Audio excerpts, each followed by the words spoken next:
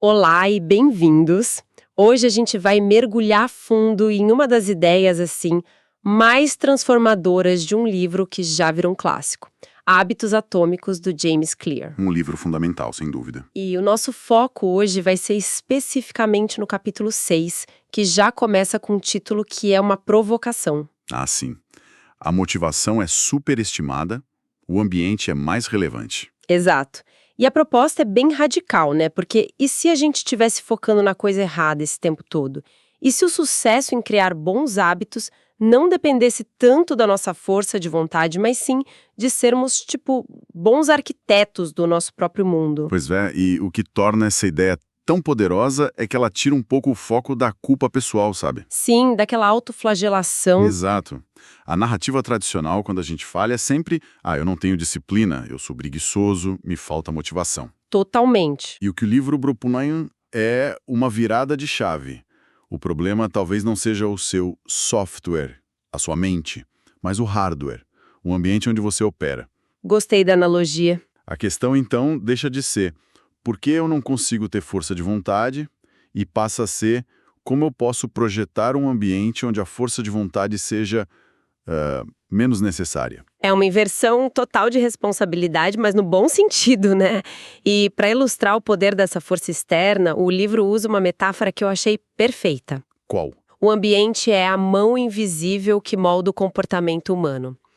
E, assim, não tem exemplo mais claro disso do que um estudo da médica Anne Thorndike lá no refeitório do Massachusetts General Hospital. A missão deles era simples, fazer as pessoas beberem mais água. E menos refrigerante. E menos refrigerante, claro. E a forma como eles fizeram isso é a parte genial da coisa. É o que mais impressiona. Eles não fizeram uma campanha de conscientização, não colocaram pôsteres sobre os males do açúcar, nada disso.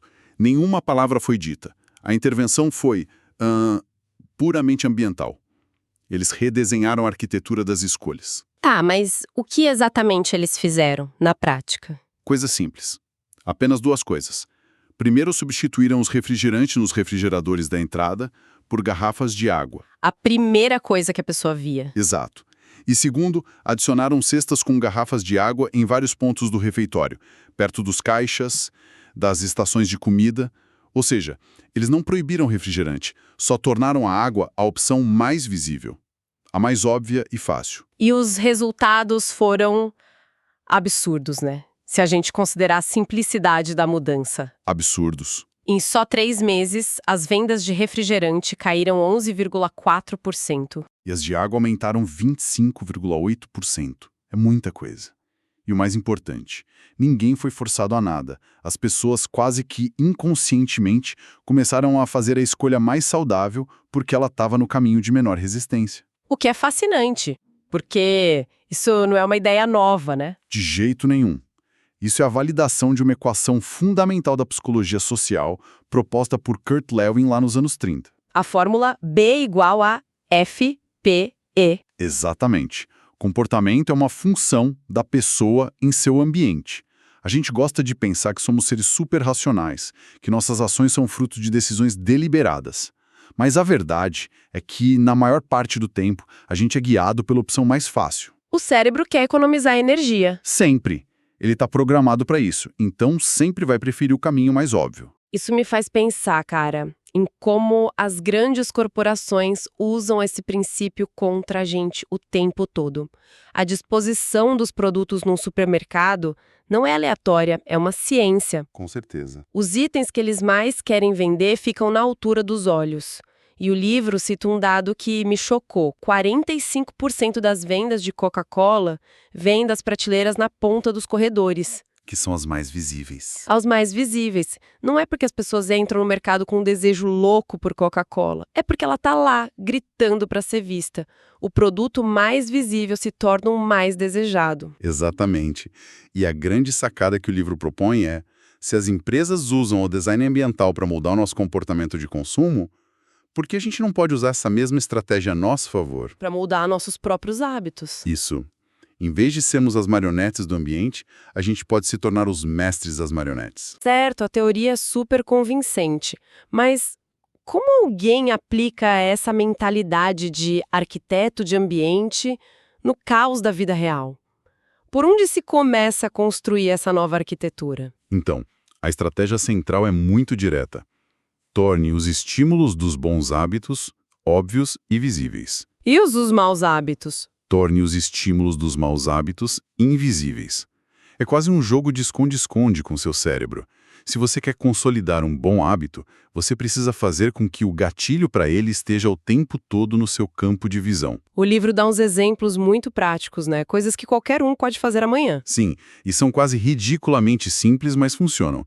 Quer praticar mais violão? Não deixe ele no armário. Bota ele num suporte no meio da sala. Você vai tropeçar nele o dia todo. A simples visão do instrumento já é um micro convite para ação. Faz todo sentido. Quer beber mais água? De manhã, enche umas 3, 4 garrafas e espalha pelos locais onde você passa o dia. A mesa de trabalho, o sofá, a cozinha. Você não vai mais esquecer de beber água. Tem um que eu achei genial. Se você quer ler mais antes de dormir, a dica é deixar o livro que você quer ler em cima do seu travesseiro. Essa é ótima. Porque à noite, quando for deitar, a primeira coisa que vai ter que fazer é pegar no livro. A barreira para começar a ler, que podia ser a preguiça de levantar e ir na estante, foi eliminada. A escolha certa se tornou a escolha mais fácil. E tem uma razão biológica profunda para isso funcionar tão bem. De todos os nossos sentidos, a visão é de longe o mais dominante. O corpo humano tem uns 11 milhões de receptores sensoriais. Adivinha quantos são para a visão? A maioria, imagino. Estima-se que 10 milhões deles são dedicados à visão. Metade dos recursos do cérebro é usado no processamento visual. Uau! Portanto, uma pequena mudança no que a gente vê pode levar a uma mudança gigantesca no que a gente faz. O objetivo é criar um ambiente onde você não precise pensar para fazer a coisa certa. Ela simplesmente acontece. Isso me leva a pensar naquelas pessoas que a gente admira pela disciplina de ferro, sabe? A gente assume que elas travam uma batalha interna constante e sempre vencem. Que elas têm uma reserva de força de vontade que a maioria de nós não tem. Ah, o mito do autocontrole. Exato. Mas a pesquisa que o livro cita sugere que talvez a gente esteja olhando para a coisa errada, né? Completamente. O livro ataca esse mito de frente. As pesquisas mostram que as pessoas que a gente considera disciplinadas não são super-humanas. Elas não são necessariamente melhores em resistir à tentação. Elas são melhores em quê, então? Elas são melhores em evitar a tentação. Elas estruturam a vida delas, de forma consciente ou não, para não precisarem usar o autocontrole com frequência. O segredo não é ter mais força de vontade, é precisar de menos. E para ilustrar esse ponto de uma forma que é impossível de esquecer, o livro conta a história dos soldados americanos e o vício em heroína durante a Guerra do Vietnã. É um caso extremo, mas que revela uma verdade universal. É um exemplo muito poderoso. Um estudo nos anos 70 descobriu que mais de 15% dos soldados americanos servindo no Vietnã eram viciados em heroína. 15% é um número altíssimo. E quando você olha para o ambiente, faz todo sentido. Eles estavam imersos em gatilhos.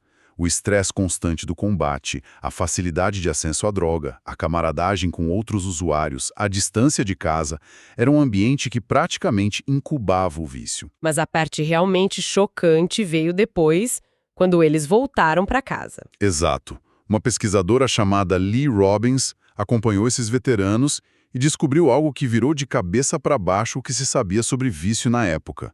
A crença geral era que o vício em heroína era uma condição crônica, quase uma sentença de vida. Uma batalha para sempre. Isso. Mas o estudo dela revelou que 9 em cada 10 soldados que eram viciados no Vietnã eliminaram o vício quase da noite para o dia quando voltaram para os Estados Unidos. Peraí, isso é inacreditável. 90%, porque isso vai contra tudo que a gente ouve sobre vícios pesados. A ideia de que 90% das pessoas simplesmente pararam, isso muda o jogo completamente. Muda tudo. E a explicação não foi um surto coletivo de força de vontade. Foi uma mudança radical de ambiente. Ao voltarem para casa, todos aqueles gatilhos desapareceram. O estresse era outro, a droga não era mais acessível. Eles não conviviam mais com outros usuários. O contexto que sustentava o hábito foi removido e o hábito desmoronou junto. Isso sugere que comportamentos que a gente rotula como falhas morais são muitas vezes o produto de um ambiente tóxico. Então, o que isso tudo significa na prática? Que o segredo do autocontrole é, ironicamente, criar uma vida onde você precisa usá-lo o mínimo possível. Precisamente. É muito mais fácil dizer não para um biscoito se não tem um pacote de biscoitos na sua cozinha para começo de conversa. Exato. Criar um ambiente disciplinado é mais eficaz do que tentar ser uma pessoa disciplinada. E no livro aprofunda essa ideia. Explica que os gatilhos não são só um objeto, como o pacote de biscoitos. Não, os hábitos se associam a todo o contexto que cerca o comportamento.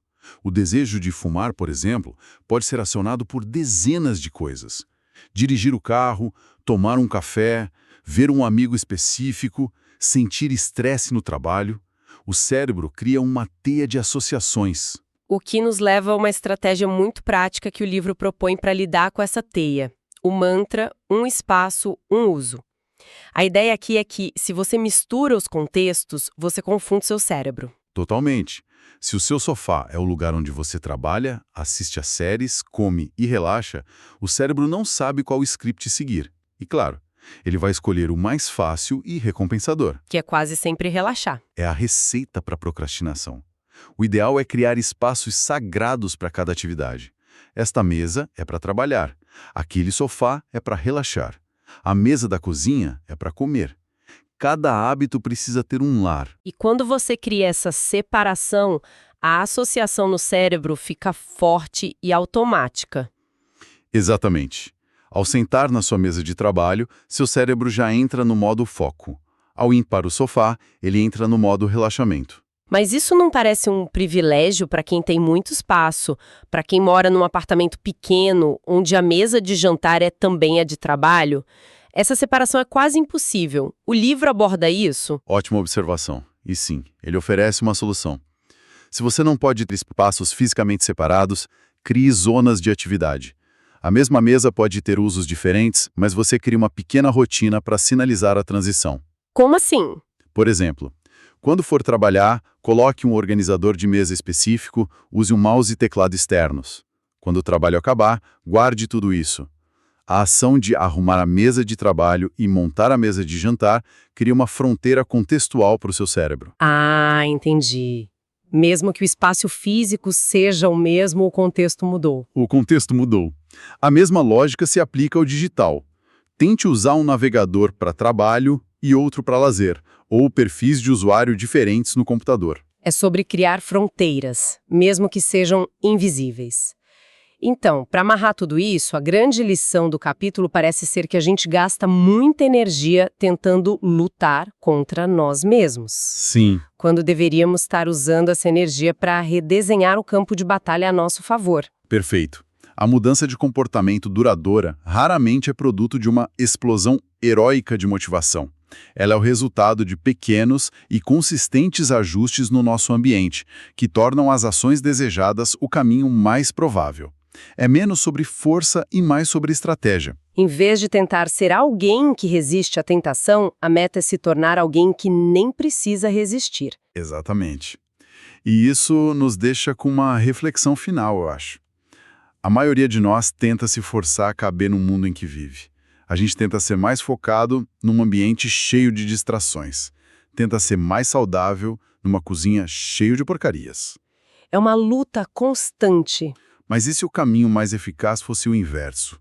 Redesenhar o nosso pequeno mundo para que ele se adeque à pessoa que a gente quer ser. Então a pergunta que fica é: qual é a única e pequena alteração que poderia ser feita no seu ambiente, seja físico ou digital, hoje mesmo, que tornaria um bom hábito quase inevitável e um mau hábito significativamente mais difícil, sem depender de um pingo de força de vontade?